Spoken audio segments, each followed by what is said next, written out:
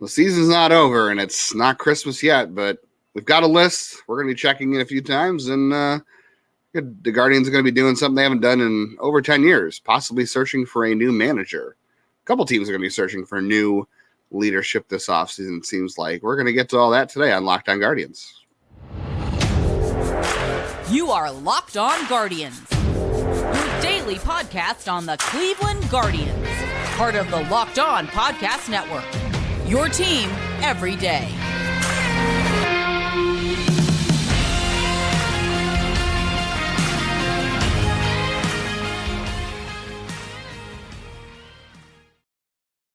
Hello and welcome to the show again. I want to thank you to all of our everydayers sticking with us through the football season, through the blown saves. We appreciate and love you guys. Oh, and that's me being on our YouTube page. But that's my voice. Great. Thanks. Yeah, there we go. It's not even me, going through and doing everyone's favorite sound clip, which I moved up so it'd be easier to find. Yeah. There we go. But I do want to take a moment and thank FanDuel. Today's episode being brought to you by them. Make every moment more right now. New customers can bet $5 and get $200 in bonus bets guaranteed. Visit FanDuel.com to get started. Isn't that true? Yeah. It's always true.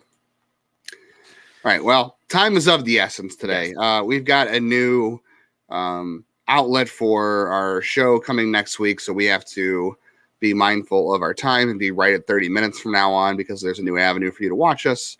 I'm not sure if we're allowed to announce that yet, but it's coming next week. The Roku Fast channels. Yeah. Others are. Yeah. So that's already up. So you can see us on Fast channels starting next week if you have a Roku. But the trick is we have to be right at 30 minutes. We cannot even be over. So time is now of the essence for us. So we promised today we would talk finally about the Guardians' next manager. It does sound like Tito is going to retire at the end of the year.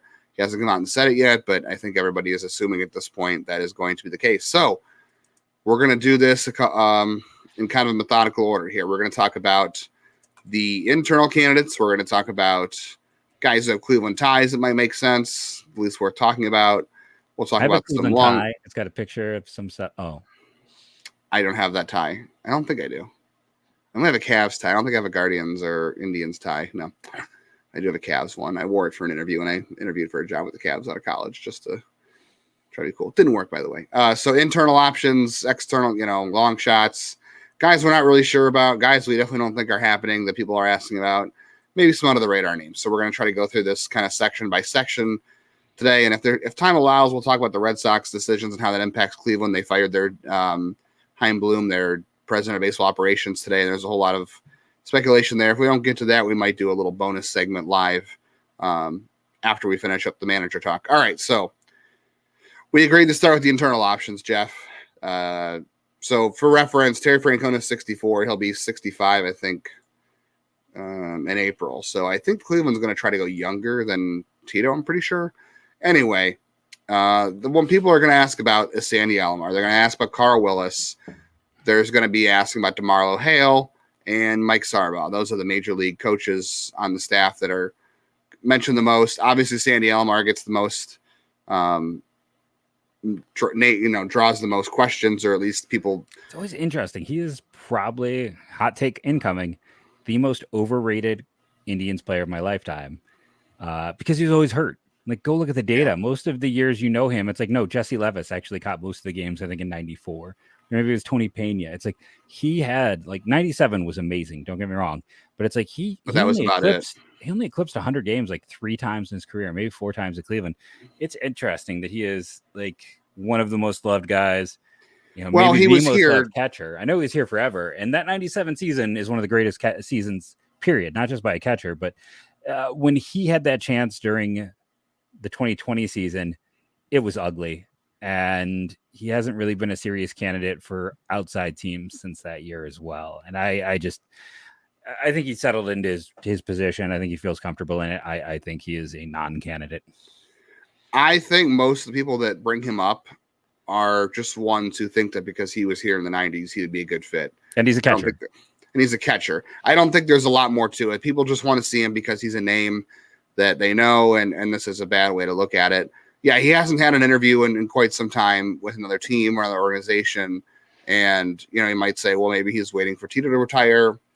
I don't see it. I don't think I don't even know if he wants it anymore. I agree. I don't think he necessarily wants it anymore. So I just don't think they may interview him. He may be part of the interview process, but they already passed him once, and he wanted it before Tito got it. I just don't see it happening for Sandy, and I don't think it's the right fit for them. And I'm also not taking 2020 into account because even for manager stuff, I mean, it was ugly. You don't think he was running it the way Tito wanted it? Like, no, I don't there think was. I don't think he came in and was like, "Oh, I'm changing everything." No, Tito was still. He didn't, Tito was still had his thumbprint in that team, even he wasn't in the dugout every day. He played it like how can I best put this? He played it to the like 1970s book as much as he could. It was just too like to the point where it was ridiculous some of the decisions he would make because he was just didn't seem to understand anything beyond from when he played. So, and again, he's fine in the position he's in, but I think that 2020 year, there's a reason why his candidacy kind of cooled in a lot of places after that year. I really don't think that had anything to do with it. I'm not even taking 2020 into account for any of that. Carl Willis is older. He's 61. I don't think they're going to make that promotion there. They'll leave him a pitching coach. DeMarlo Hale is close to the same age as Tito. I don't see that as an option either. And Mike Sarbaugh, they could interview him. He's been around long enough. He might make a decent coach, but I don't know about him as a serious candidate for manager. I don't think it's enough of a move to go in that direction. I mean, that would be them making as little change as possible, which, sometimes they do like, but I mean, those are the guys on the staff. If I thought there was one guy in the major league staff that I thought would be the next manager, I'm not saying this is the guy I want them to hire. I don't really have a strong opinion on Mike Sarbaugh, but if there was one guy on the current major league staff that I thought they were going to hire, I would guess Mike Sarbaugh. That would be my top bet. I feel like in terms of major league candidates on the team. I feel like all the guys who I kind of got to know in the minors that I thought were really good candidates have either been hired elsewhere or left baseball. So Sardaugh's 56, by the way. Yeah, I don't know. None of these are. I didn't get really impressed with a lot of these. Not that I got to see all of them. Obviously, a lot of these were older already with Tito. But yeah, I don't know. I don't see a pathway. Yeah, I would agree. There are some people out there who have mentioned in the minors, Ruglis Odor, who is the Akron Rubber Ducks manager right now. He has been in the Cleveland system for over 20 years. Yeah, I like Rugi. He is. He tells it like it is. He's very upfront with you. He's got a very calming demeanor. He's very, jovial. No disrespect to him. I don't know if I see him as a major league manager. I don't really know how old he is. Looks great for him. However old he is, he looks great for his age. Looks fantastic. Yeah. Yeah, he is 55. So he's fine for what, a manager's age. I don't know. I to me, he seems like more like a developmental guy in the minors. He doesn't seem like a major league manager at this point. I could be wrong on that. And then there's the other option, AAA right now. That's Andy Tracy, who is the Columbus Clippers manager. He's only 49. He's been here for a couple of years. This one wouldn't shock me. I don't really know a ton about his background. He did play over in Japan, so he has a little bit of not that really matters. Cleveland never signs players from the Asian continents, but he does have some. What do you want to say? He's got some experiences outside of the U.S. He's got a wide world view. Yeah, so that's always a good thing. We're going to talk a little bit about skill.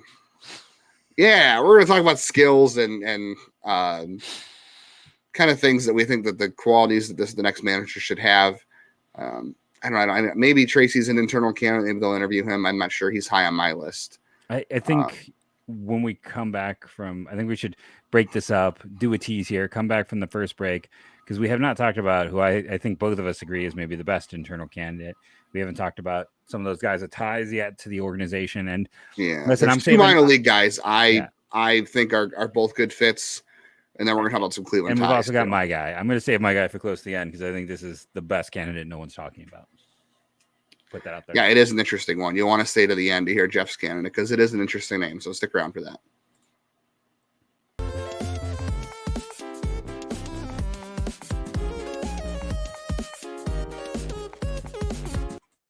So our good friends over at Jase Medical, one of the newest companies here, what they do is they send you a Jase case. I love rhymes. 5 life-saving antibiotics for emergency use, so you can have those on hand. I've talked about before, I have been plagued through my life with terrible sinus infections. It's nice to have an antibiotic, to not have to like go through the hoops, jump through to see a doctor. Sometimes it's hard to get into doctors. We've all experienced that. When you have your Jase case, you have those, you're able to be responsible and take care of yourself. And it just gives you the peace of mind of being able to have your medication, have it ready. And if you're like, wait a second, how does this work? Well, it's all doctor recommended, it's doctor created, and you have to go through an online process to make sure that you can get this. And I had to submit all medication I use, so it is safe. And that is a big thing for them right now, is that they want to give you medication, give you control over your medication, and do it in a safe way. You can save more than $360 by getting these life-saving antibiotics with Jase Medical, plus an additional $20 off by using the code LOCKEDON at checkout at jasemedical.com. That's JASEMED, well, medical.com.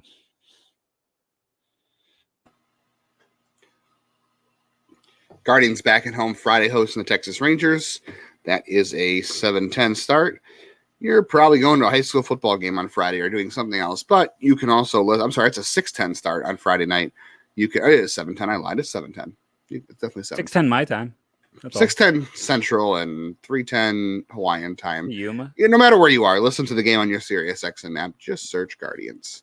All right, two minor league guys that I think are there. These two guys at the top of my list in terms of internal candidates. And I've gotten to know them both a little bit, so I'm a little biased here.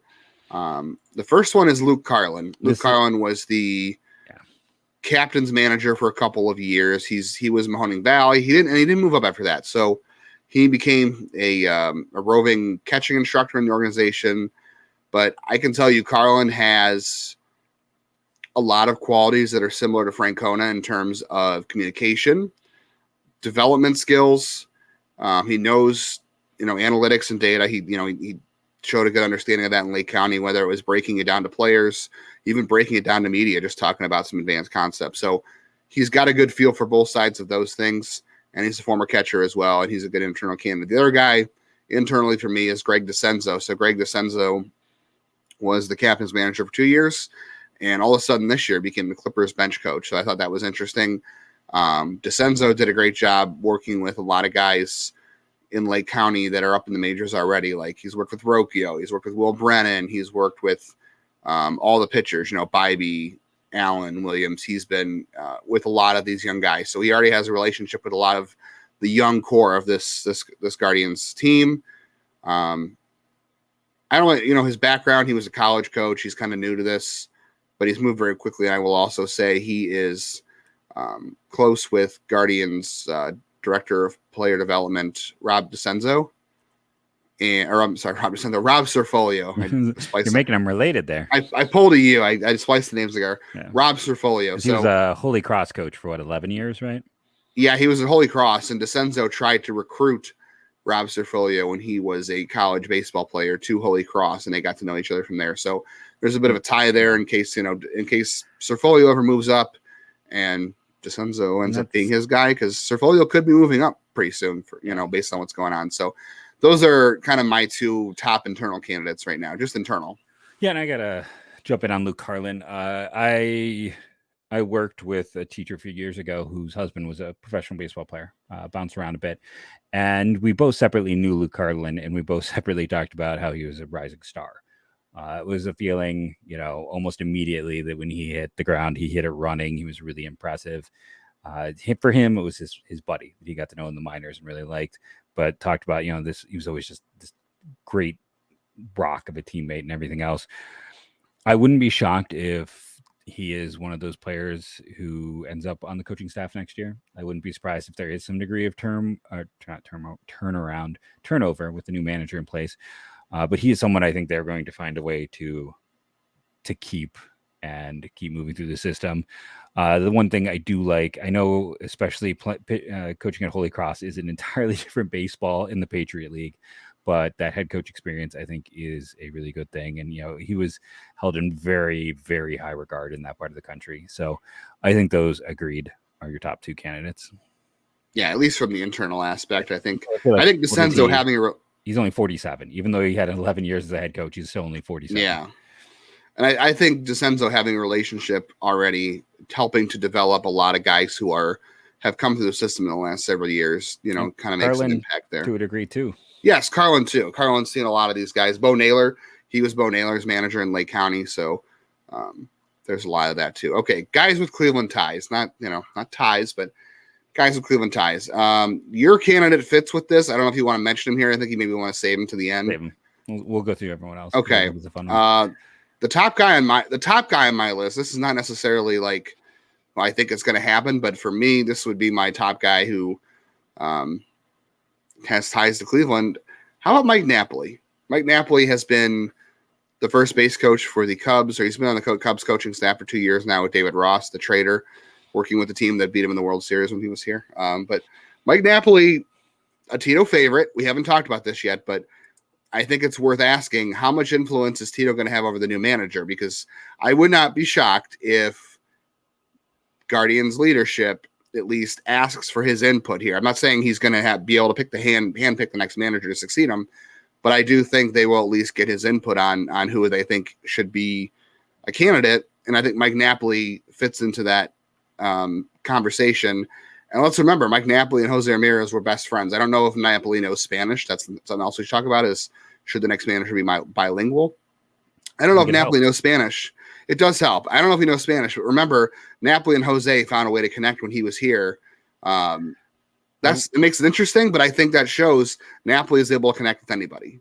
I do want to point out, when it comes to Mike Napoli, one of the reasons I think there's very little opportunity is I think he is very happy in the current structure of where he is.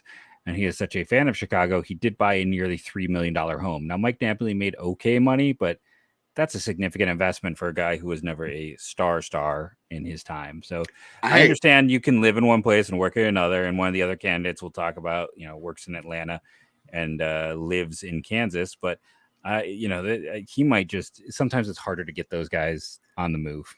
I'm just saying, I know close to where I live, there is a $5 million house for sale if he's looking in that price. I'm just saying, it seems like he very specifically bought this one. So, I think he might be a little content where he is in the time being.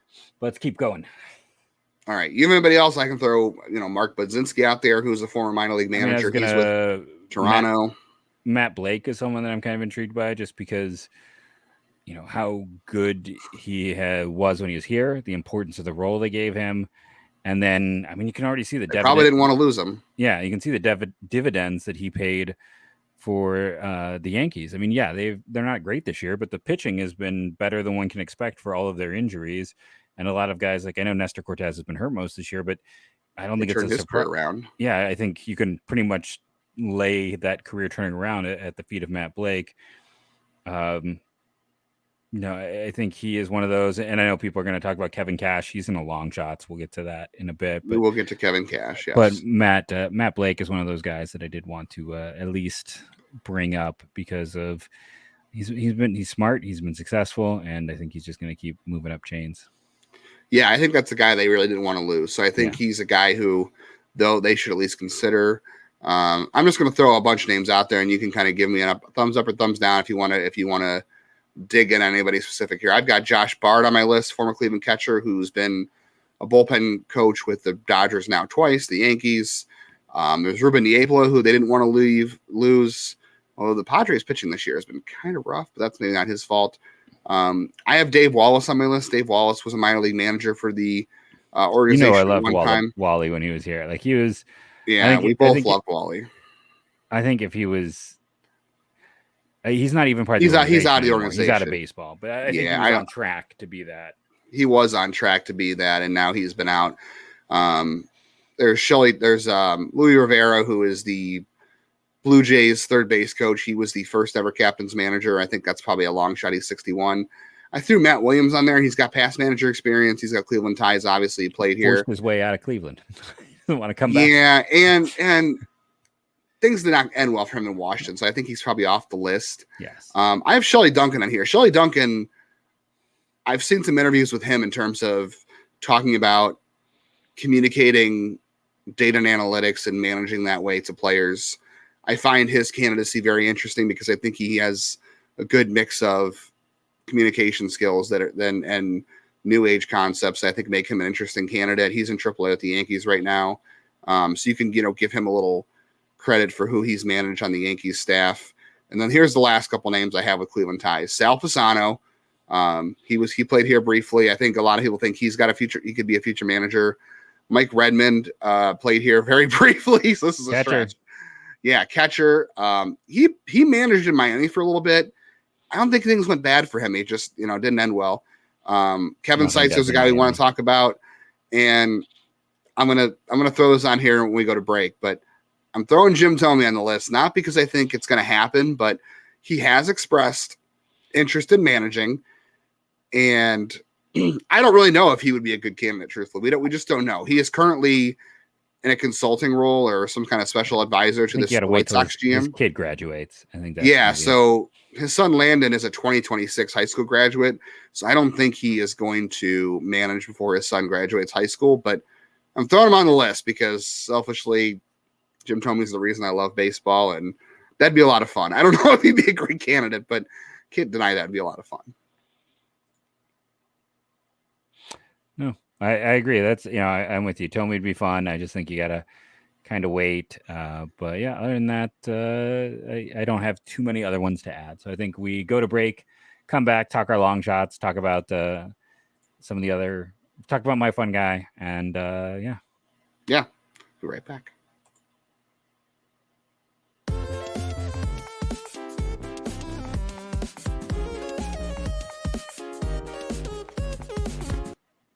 Well, FanDuel, I don't know if they have to check. I don't know if they have odds on the next Guardians manager. They officially don't need one yet. So check back for future odds on next Guardians manager. But you can get ready for the NFL season with incredible offers from FanDuel, America's #1 sportsbook. And right now, new customers can bet $500 and get $200 in bonus bets guaranteed. And all customers who bet $5 will get $100 off NFL Sunday ticket from YouTube. I can tell you that's a great deal as a YouTube subscriber. If you really want to watch football, I would recommend getting that offer off of Sunday Ticket. Now's the best time to join FanDuel. The app is easy to use. You can bet everything from spreads, player props, and more while you're sitting there watching the game all day Sunday or Monday or Thursday. So visit FanDuel.com/lockedon. Kick off the NFL season with an offer you won't want to miss.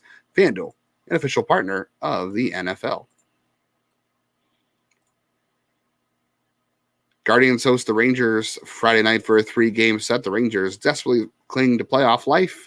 The Guardians are desperately clinging to keep playing. You can listen to that game on your SiriusXM app wherever you are just by searching Guardians. Okay, the long shots. This is your Kevin Cash, your Alex Cora, right? Yeah. Ties. This is Kevin Cash. Craig Counsell. Ties. Oh, yeah, sorry. I'm sorry. I messed that up. Alex Cora I want to mention too, but Craig Counsell is a long shot. But Kevin Cash, I know people are going to ask about Kevin Cash. Obviously has strong Cleveland ties. Obviously has strong Tito ties. He still has a contract with Tampa Bay. He does. So I don't know how he's going to get a better team. Yeah, I don't see it. As much as that, I think that'd be great. Like if they could get Kevin Cash, great. Like that's an obvious fit, right? You do that, but are you going to trade to get him? That's happened before. I think the Cubs traded to somebody to Tampa Bay for Joe Madden. Yeah. But the Guardians do so well trading with Tampa Bay. Would that really be worth it? We can trade him Tobias Myers, right? Yes, Tobias Myers for Kevin Cash. Go put that in right now. But yeah, I just think why would he want to do it? Like, yeah, if his contract was up, I could see it, but he's got a contract still. Yeah, and that doesn't mean that player or coaches never get let go from that situation. But why would the Rays let him go to the Guardians? Let alone why would Cash leave? But why would the Rays let him leave? Right? No, I say that'd be stupid. Yep. So moving through, Counsell, I think we can agree, is probably going to wind up following David Stearns to the Mets. Yeah, his I believe his youngest son graduated from down the street from me again, as is Craig Counsell Field down the street from me out here. So it's like he has such deep ties to the area. I think with his kid graduating, it sets up and a free agent to be. He's not coming to Cleveland either. He's going to stay where he's got the deep ties, or he's going to go follow Stearns. Yeah, I would agree. Alex Cora, so the Red Sox fired Chaim Bloom, the president of baseball operations, on Thursday afternoon. A lot of ambiguity around Alex Cora's future. I'm out on Alex Cora. He was around too many cheating scandals. I'm out on Alex Cora. Yeah, I mean, he's done so much there that you want. No, there's no reason. We can moving on. Here's my random question marks. I don't know where to throw these guys. Yeah. Joe Girardi, I think, has an interesting past. Yeah, I think he's in. I'm not against. Yeah, I'm not against the idea, but I'm not really 100% sure here. Jason Varitek intrigues me, though. If Alex Cora gets let go, I think Varitek makes sense to take over there. But could be a guy that Tito recommends. Morgan Ensberg has done a good job managing in the minors. I'm interested in him. He's actually going to be the manager of the AFL team where the Guardians prospects will be playing. He's currently managing with the in the Rays system, I think. So, I'm sorry. Right now I think it is the Rays system. So, there's something there to that because the Rays have had a good development system. Those are just names that are not happening. I think Aaron Boone's going to get fired. I have no interest in Aaron Boone. He was not a good player in Cleveland. I think he'd be a worse manager. Jeff Bannister, I threw around there because he's got an interesting past, but I don't think so. And people out there have thrown out Ron Washington. He's 71. I don't see it happening. Yeah, he's too old. Any of those names stick out to you as possible? No. So before I get to my candidate, I first started this by, a while ago, I talked about how everyone wants to hire hitting coaches who are good hitters. And I went through like all of baseball and bad idea.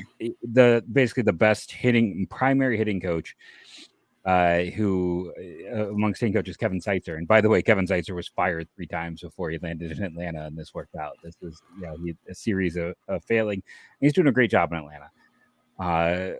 I know one of our listeners mentioned in the comments like his Ohio ties. He doesn't really have Ohio ties. Like he played in Cleveland for a bit, but he lives in Kansas City. Played terribly in Cleveland for a bit. He was bad. He lives in Kansas. He lives in Kansas. He has a thing with Mike McFarland, the old catcher in Missouri, and then he played mostly in for Kansas City and Milwaukee. So I think if anything, he might make more sense in Milwaukee. But I don't think Kevin Seitzer's the guy. But when I started looking at him, my guy through this process has now turned into, and I want to get his name right here. I believe I looked up Bobby Manga. Now I'm going to get it wrong. Magallanes. If you're like, who's that? He's essentially the co-hitting coach and the more analytical of the two, from what I have seen with the Braves. And looking at the Braves offense, I'm all for going and getting some new thoughts, some new ideas. And what's fun about Magallanes is this is why I think he's the best underrated candidate no one's talking about. He coached in this system. He has experience. Mm-hmm. He was here with the Hillcats in 2015 as a hitting coach, Arizona Fall League in 16-17, and he coached with the Clippers back in 2018. So he's been in the system already. He has his brother Ever was a former Guardians player. Well, I don't know if he ever made the big leagues, was a draft pick, who's also a coach and would probably, if he got hired, there's a chance he might bring his brother along. His brother's coached, I believe, coached the World Baseball Classic for Mexico, very well regarded. And yes, bilingual, which I think is a great thing as well. So you got a really good hitting mind for a really good hitting team, ties the organization, bilingual. He is 54 years of age. He looks like he is still in great shape. You don't have to worry about health. And again, you're getting someone who is, and he's studying for his master's degree in performance psychology at right now. So he's continuing his education. He seems to be someone who's very smart, knows how to handle things, has ties to the organization, has experience with some of the players here. And yeah, I think he is a candidate I don't see come up anywhere. I think he should. Yeah, I'm in 100% agreement with you on Magallanes. I think he, like you said, ties the organization, bilingual, advanced hitting mind, working with one of the best hitting teams out there, the Braves. Makes a ton of sense. I'm totally with you on Magallanes. I don't know so much about Kevin Seitz. Other names I'd throw out there, Will Venable has been a hot coaching candidate for a little bit. Freddie Gonzalez had a good pass with the Braves, too. I wouldn't be against him. Rob Edvin Skoyak has been credited with a lot of turning a lot of hitters' careers around, J.D. Davis and a couple of them.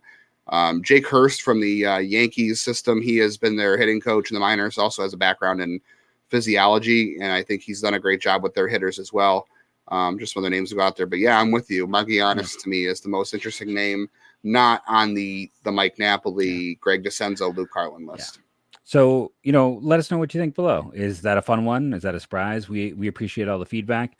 You can check. Let us know what your candidates are, and we can talk about them next time. But we didn't mention. Yep, and we'll have plenty of time to talk about this throughout the year. We appreciate all of you. Thank you for tuning in with us this week. being a part of the Locked On Guardians team, all of our everydayers out there. And as we end every show, go Guardians, go.